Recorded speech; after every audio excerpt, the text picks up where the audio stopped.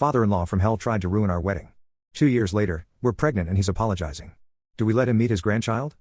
I've been with my wife Connie, 29F, for 6 years now. We met at a mutual friend's barbecue back in 2017. I remember being instantly drawn to her warm smile and infectious laugh. We bonded over our shared love of terrible 80s movies and spicy food. Our first date was at a tiny hole-in-the-wall Thai restaurant that's still our favorite spot for date nights. Connie and I got engaged in 2021 during a weekend trip to the mountains. I had this whole elaborate proposal planned with a picnic at sunset, but it started pouring rain as soon as we got to the lookout point. We ended up huddled under a tiny umbrella, soaking wet and laughing. I fumbled the ring out of my pocket and asked her to marry me right there in the rain. It wasn't picture perfect, but it was perfectly us. We set our wedding date for July 2023, giving us plenty of time to plan. Connie's mom passed away from cancer when Connie was only 12, so her dad Frank, 58M, raised her as a single parent. They've always been incredibly close. Connie talks about how Frank would braid her hair for school every morning and never missed a single dance recital or soccer game growing up. When Connie and I first started dating, Frank seemed to really like me. He'd invite me over for Sunday dinners and we'd watch football together. Frank even taught me how to grill the perfect steak. The secret is a pat of herb butter on top. I really looked up to him and appreciated how he welcomed me into their little family. Things changed after we got engaged though. It was like a switch flipped in Frank. He started making snide comments about how I wasn't good enough for Connie. He'd criticize my job as an accountant, saying I should have gone into a real profession like law or medicine. Never mind that I actually love my work and have been steadily building my career at a great firm. Frank would reminisce about Connie's high school boyfriend Tom, who's now some hotshot surgeon. He'd make pointed comments about how Connie could have had such a comfortable life with Tom. It didn't seem to matter that Tom had actually cheated on Connie multiple times before she finally dumped him senior year. Connie tried talking to Frank about his behavior, but he'd brush it off as just joking around. He'd remind Connie about how he sacrificed everything to raise her after her mom died. It made Connie feel guilty and she'd end up apologizing to him, even though he was the one being hurtful. As we got deeper into wedding planning, Frank's attitude got worse. He insisted on being involved in every decision, from the venue to the menu. When we picked a beautiful outdoor garden for the ceremony, Frank threw a fit because he wanted a traditional church wedding. Never mind that neither Connie nor I are particularly religious. Frank called me cheap for not wanting to spend $50,000 on the reception. He conveniently forgot that Connie and I were paying for most of the wedding ourselves. We both have good jobs, but we're also saving for a house down payment. Frank kept pressuring us to take out loans or drain our savings to have a more lavish wedding. The situation came to a head about 3 months before the wedding. Connie and I had decided to write our own vows. We wanted our ceremony to be personal and meaningful. I spent weeks working on my vows, pouring my heart out about my love for Connie. Frank somehow got a hold of my draft vows. To this day, I'm not sure how. Maybe he snooped through Connie's email when she wasn't looking. He showed up at our apartment unannounced one evening when Connie was out with friends. Frank berated me for 20 solid minutes about how my vows were pathetic and I needed to man up if I was going to marry his daughter. He said my promises were weak and I clearly didn't understand the gravity of marriage. Frank went on and on about how Connie deserved a real man who could take care of her, not some pencil pusher, his words, who wrote flowery poems. I was too shocked to even respond at first. By the time I found my voice to stand up for myself, Frank had already stormed out. When Connie got home and found out what happened, she was furious with her dad. It was the first time I'd ever seen her truly angry with him. We told Frank he was no longer welcome to be involved in wedding planning. He didn't take it well at all. He started calling and texting Connie constantly, guilt-tripping her about how she was abandoning him. He'd remind her about all the sacrifices he made raising her alone. Connie was torn up about it, but stood her ground. When emotional manipulation didn't work, Frank turned to more drastic measures. 2 weeks before the wedding, we got a call from our venue. Apparently Frank had contacted them pretending to be me and tried to cancel our reservation. He claimed we were postponing due to family emergency. Luckily, the venue manager was suspicious since it didn't match my usual communication style. She called to verify before actually canceling anything. We immediately password protected all our vendor accounts after that close call. A week later, Connie's wedding dress mysteriously went missing from her sister's house where it was being stored. We strongly suspected Frank but had no concrete proof. Connie was absolutely devastated. That dress represented months of shopping and alterations to get it just perfect. Her sister helped her find a last-minute replacement, but it wasn't the same. The day before the wedding, Frank showed up uninvited at my bachelor party. My friends tried to turn him away at the door, but he pushed past them. He cornered me in the bathroom and spent 15 minutes trying to convince me to call off the wedding. He said Connie would be miserable with me and I was robbing her of the chance for a better life. My groomsmen eventually had to physically remove him. On the actual wedding day, we hired extra security to keep Frank out. But he still managed to cause a scene. During the ceremony, right as the officiant asked if anyone objected, Frank stood up and loudly proclaimed that Connie was making a huge mistake. He ranted about how I would never be able to make her truly happy. Security had to escort him out as he yelled about how Connie was betraying her family. Despite Frank's best efforts, Connie and I had a beautiful wedding surrounded by our real loved ones. But the whole ordeal put a huge strain on Connie's relationship with her dad. She was heartbroken that he'd try to ruin one of the happiest days of her life. It's been 4 months since the wedding now. Frank has been calling and texting Connie nonstop, alternating between angry tirades and tearful apologies. She's blocked his number, but he keeps finding ways to contact her, new phone numbers, email addresses, even sending messages through other family members. Last week he even showed up at her workplace, causing a scene in the lobby until security removed him. Connie is really torn about what to do. Part of her wants to forgive her dad and try to rebuild their relationship. He's the only parent she has left and they were so close for so many years. But I'm worried he'll never truly accept our marriage and will keep causing problems. I've suggested we look into getting a restraining order, but Connie isn't ready to take that step yet. She's still holding out hope that her dad will come around eventually. I hate seeing my wife so stressed and upset. Connie has always been this bright, joyful person. Lately she seems worn down and sad a lot of the time. I want to support her, but I also need to protect our marriage and our peace of mind. I'm at a loss for how to handle this situation.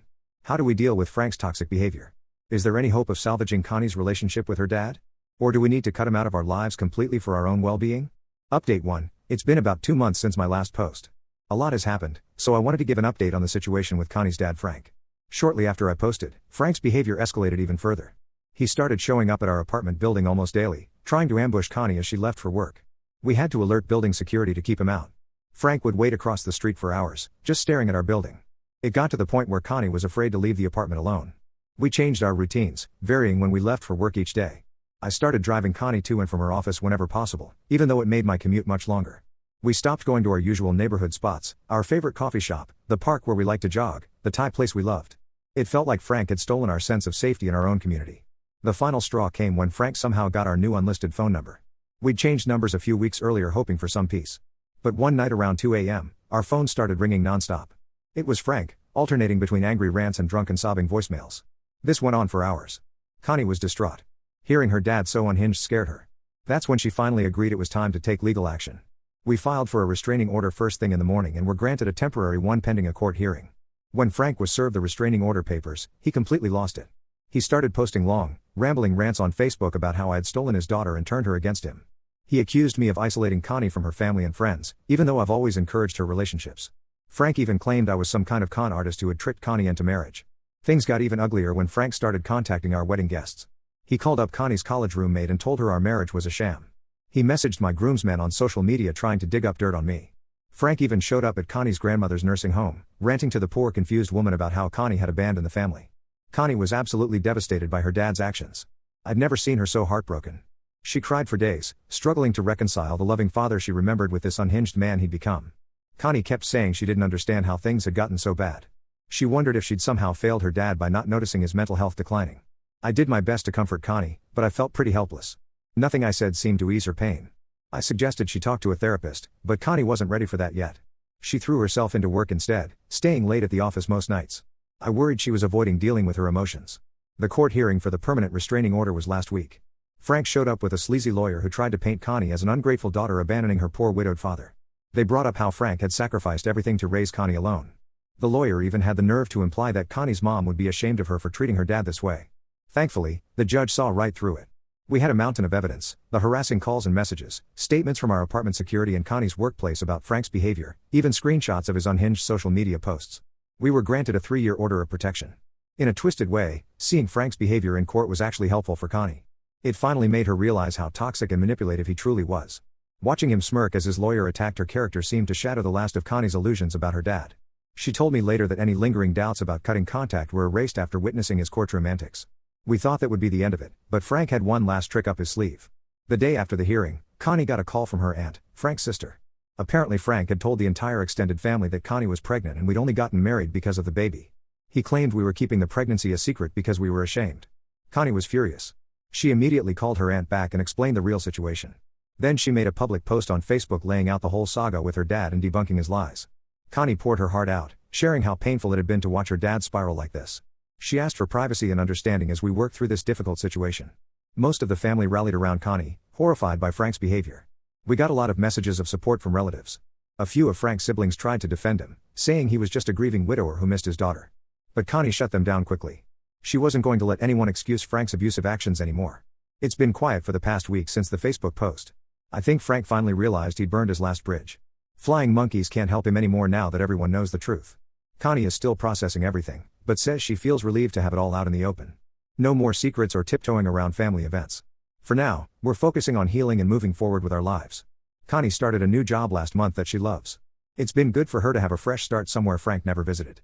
We're planning a belated honeymoon for this summer, something to look forward to and celebrate our marriage properly. I want to thank everyone who offered advice and support on my original post. It really helped us navigate this awful situation. I'll post another update if anything major happens, but hopefully Frank is out of our lives for good now. Connie and I are cautiously optimistic about building a peaceful life together without his toxic influence hanging over us. Update 2. Hey everyone. It's been about 6 months since my last update. I wasn't planning to post again, but some things have happened that I wanted to share. For the most part, things have been good. Connie and I took that belated honeymoon to Hawaii and had an amazing time. We hiked to waterfalls, learned to surf, badly, and ate our weight in fresh pineapple. It was so nice to relax and just enjoy being newlyweds without any drama hanging over us. We've settled into married life and are loving it. Our apartment feels cozier than ever. We finally got around to painting the living room and bought some actual grown-up furniture instead of the hand-me-downs we've been using. Connie has been doing really well at her new job and even got promoted last month. I'm so proud of how she's thrived despite everything she's been through. Frank has mostly stayed away since the restraining order. We've had a few minor incidents. He tried to send Connie flowers on her birthday, and we think we spotted him driving by our building once. But overall it's been blessedly quiet on that front. Connie still struggles with conflicting emotions about her dad sometimes, but she's been working through it in therapy. The big news is that Connie is pregnant. We just found out a few weeks ago and are over the moon excited. The baby is due in March. We've only told our immediate family and closest friends so far. Connie is already making lists of baby names and nursery ideas. I catch her absent-mindedly rubbing her belly and smiling to herself. It's adorable.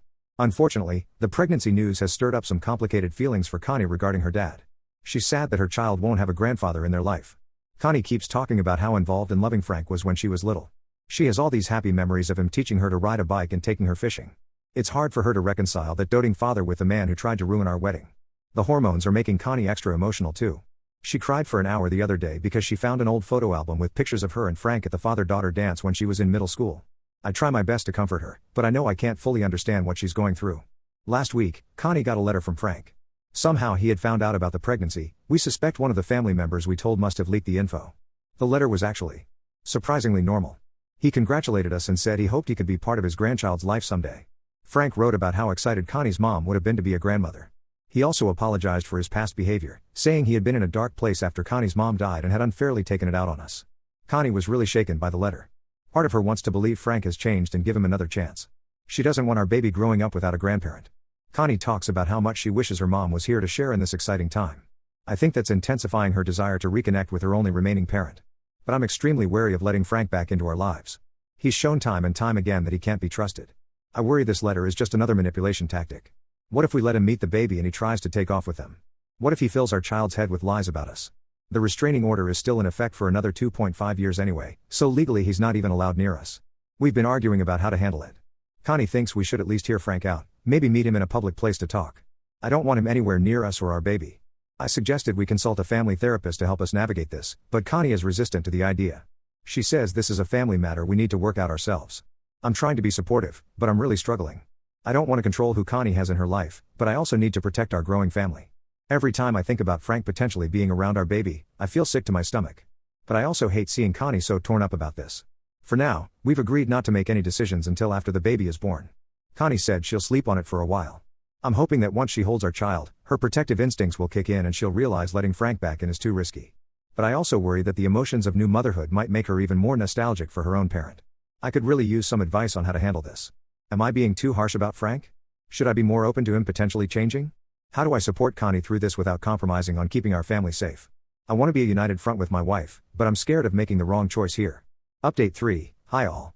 This will be my final update on the situation with Connie's dad Frank. A lot has changed in the past few months. Our beautiful baby girl Lily was born in March. She's absolutely perfect and has brought so much joy into our lives. Becoming parents has been an incredible experience for Connie and me. Those first few weeks were a blur of midnight feedings and diaper changes, but we're slowly getting the hang of things. Lily has Connie's eyes and my nose. She's already showing such a strong personality, very curious about everything and not afraid to let us know when she's unhappy. Connie is an amazing mom. Watching her with Lily makes me fall in love with her all over again every day. As for Frank, we ended up agreeing to meet with him when Lily was about 2 months old. Connie was adamant that she at least wanted to hear him out, and I didn't want to be the one standing in the way of potential reconciliation. We chose a public park for the meeting and I made sure several of our friends were nearby just in case. I was extremely nervous about the whole thing. My hands were shaking as we walked up to the bench where Frank was waiting. But it actually went okay. Frank seemed genuinely remorseful for his past behavior. He's been in therapy and on medication for depression, which has apparently helped a lot. Frank apologized profusely to both of us for everything he'd done. He acknowledged how hurtful and inappropriate his actions had been. Frank said he'd realized he was projecting his own grief and fears onto our relationship. He talked about how losing Connie's mom had left him terrified of being alone, which made him lash out when he felt Connie pulling away. It wasn't a magic fix, there's still a lot of hurt there. But it was a start. Connie was cautiously optimistic after the meeting. We agreed to take things very slowly. We've had a few short, supervised visits with Frank and Lily over the past couple months. So far, he's respected all our boundaries and hasn't shown any concerning behavior. Frank seems to be trying hard to rebuild trust. He brings little gifts for Lily but always asks before giving them to her. He's careful not to overstep or give parenting advice. When Lily started fussing during one visit, Frank immediately handed her back to Connie instead of trying to soothe her himself. I'm still wary, but I can see how much it means to Connie to have her dad in her life again. And I have to admit, seeing Frank with Lily has softened my heart a bit. He clearly adores her. The look on his face when she grabbed his finger for the first time, pure joy and wonder. We're maintaining firm boundaries though. The restraining order is still in effect, so any visits happen in public places. Frank is not allowed in our home or to be alone with Lily. We've made it clear that one slip-up means he's cut off again. So far he seems to understand and respect these rules. It's a work in progress, but I'm cautiously hopeful that we can build a healthy relationship moving forward. Connie is happier than I've seen her in years. She says she feels like she has her dad back, the real him, not the angry, bitter version from before. For now, we're taking it one day at a time and keeping Lily's safety and well-being as our top priority. I'm still vigilant for any red flags from Frank. But I'm trying to keep an open mind and give him a chance to prove he's really changed. Thank you to everyone who has followed our story and offered support and advice along the way. It's been a long, difficult journey, but I think we've finally reached a good place. Wishing you all the best.